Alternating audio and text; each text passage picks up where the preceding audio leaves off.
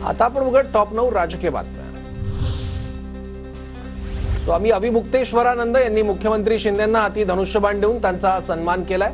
अविमुक्तेश्वरानंद यांनीच काही दिवसाआधी उद्धव ठाकरेंची भेट घेत शिवसेना फुटीवरून ठाकरेंसोबत विश्वासघात झाल्याचं म्हटलं होतं। आज मीरा भाईंदरमधील कार्यक्रमात शिंदेंचा धनुष्यबाण देऊन त्यांनी सन्मान केलाय। शरद पवार हे मिनी औरंगजेब आहेत। शरद पवार म्हणजे बिनबुडाचे गाडगे। 1.5 महिन्यानंतर पवार आणि सुप्रिया सुळे आपला पक्ष भाजप किंवा काँग्रेसमध्ये विसर्जित करतील। गोपीचंद पडळकरांची पवारांवर खोचक टीका।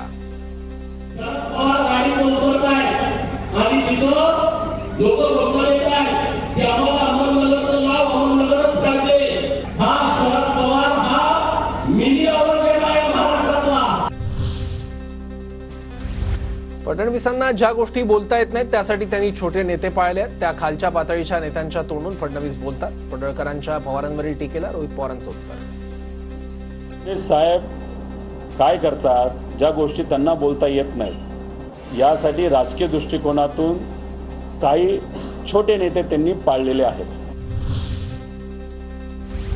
सध्या लाडकी बहीण योजनेवर पैसा द्यावा लागतोय, त्यामुळे अनुदानाचे पैसे मिळण्याची शाश्वती नाही। शासन विषकन्या, गुंतवणूकदारांनी शासनाच्या भरोशावर राहू नका, गडकरींचं वक्तव्य। मेरा तो मत है कोई भी पार्टी की सरकार हो, सरकार को दूर रखो। सरकार ये विषकन्या होती है, जिसके साथ जाती है उसको डुबाती है। ये आप इनके लफड़े में पड़ो मत, जो सब्सिडी लेना है ले लो। गडकरींनी वेळोवेळी लाडकी बहीण योजनेचं कौतुक केलं। या योजनेसाठी वेगळं बजेट आहे, त्यामुळे नितीनजी कशा संदर्भात बोलले माहिती नाही। चंद्रशेखर बावनकुळेंची प्रतिक्रिया। कुठल्या आशयाने म्हटलं त्याचा आशय उलटा काढून काही होणार नाही।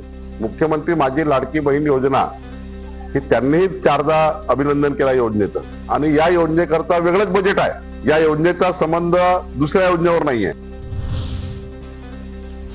नितीन गडकरी ही त्याच विषकन्यासोबत 10 वर्षांपासून बसल्यात। गडकरींनी कॅबिनेटमध्ये प्रस्ताव आणावा, दिल्लीत बोलावं, संजय राऊतांची प्रतिक्रिया।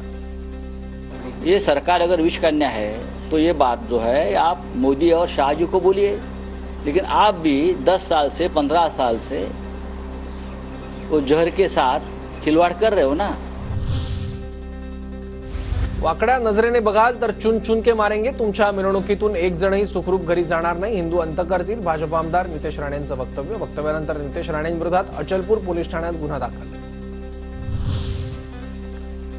शिंदेंचा घातपात करण्याचा डाव होता। नक्षलींच्या माध्यमातून शिंदेंना कोण धमक्या देत होतं, शिंदेंनी सर्व डावपेच ओळखले होते। संजय शिरसाट यांचं वक्तव्य। तिघे पॅटर्न जो आहे एकनाथ शिंदे साहेबांसोबत सुद्धा वापरला जाणार होता, अशी बरीच चर्चा मध्यंतरी झाली। त्याच्यात काय तथ्य, तुम्ही त्या प्रोसेसमध्ये होता? दिलं होतं ना नक्षलिस्टचे धमक्या शिंदे साहेबांना कशाच्या माध्यमातून देत होता, कोण देत होतं धमक्या? उद्धव ठाकरेंकडून आनंद दिघेंचं खच्चीकरण। दिघेंचा जिल्हा प्रमुख पदाचा राजीनामाही मागितला होता। ठाकरेंनी माझ्यासह दिघेंचे पंख कापले, रामदास कदमांचा आरोप। दिघेंचा ठाणे जिल्हा प्रमुखाचा राजीनामा उद्धव ठाकरेंनी मागितला होता हे मला माहिती आहे। की आनंद दिघेंचं खच्चीकरण करण्याचं काम उद्धव ठाकरे कडनं त्यावेळेला होत होतं, हे 100% सत्य आहे।